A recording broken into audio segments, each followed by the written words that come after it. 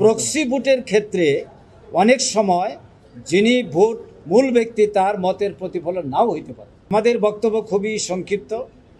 আপনারা জানেন যে আজকে নির্বাচন কমিশন প্রবাসীদের ভোটদান পদ্ধতি সম্পর্কে একটি সেমিনারের আয়োজন করেছিল।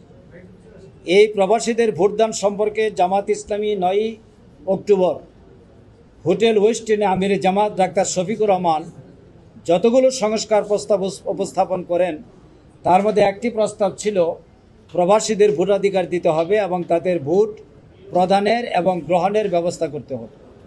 13 এপ্রিল এই বছর আমরা নির্বাচন কমিশনের সাথে এখানে সাক্ষাৎ করেছিলাম। আমরা 3 জন ছিলাম।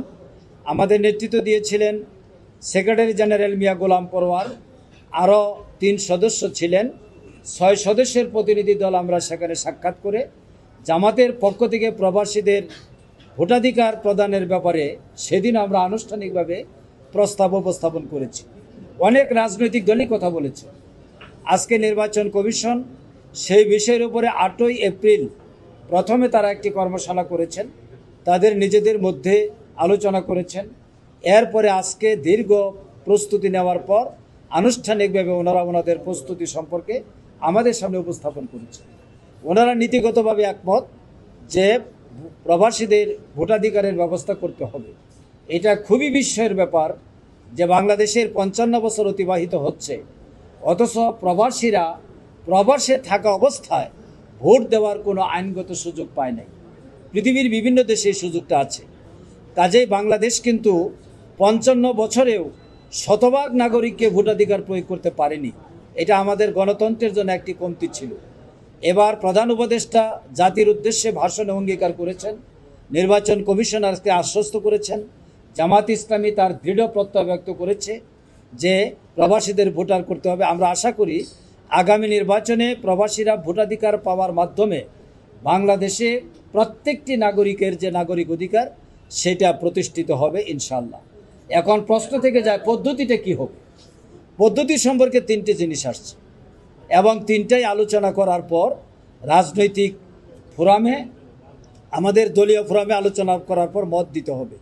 একটি বিষয় শুধু আমি এখানে বলতে পারি, সেটা হলো প্রক্সি। প্রক্সি মানে যিনি ভোটার তিনি তার রাইট দেবেন আরেকজনকে ভোট দেওয়ার জন্য। প্রক্সি ভোটের ক্ষেত্রে অনেক সময় যিনি ভোট মূল ব্যক্তি তার মতের প্রতিফলন নাও হইতে পারে। ধরে নিলাম যে 10% লোকের মতের প্রতিফলন হবে না, তাহলে 1.5 কোটি ভোটারের মধ্যে 15 লক্ষ ভোটারের মতের প্রতিফলন নাও হইতে পারে প্রক্সি ভোটে। কারণ এক্স যাকে নমিনেশন দিল ওয়াইকে, ওয়াই তার এক্সের পছন্দ মোতাবেক ভোট নাও দিতে পারে। সেই ক্ষেত্রে একটা প্রশ্ন থেকে যায়, এটার মীমাংসা কিভাবে হবে, এটার একটা পদ্ধতি আমাদের আবিষ্কার করতে হবে। আমরা এটাকে টোটাল বাদ দিতেও বলি নাই, গ্রহণ করতেও বলি নাই, এর ব্যাপারে ডিসকাশন করে আমরা আমাদের মতামত দিব।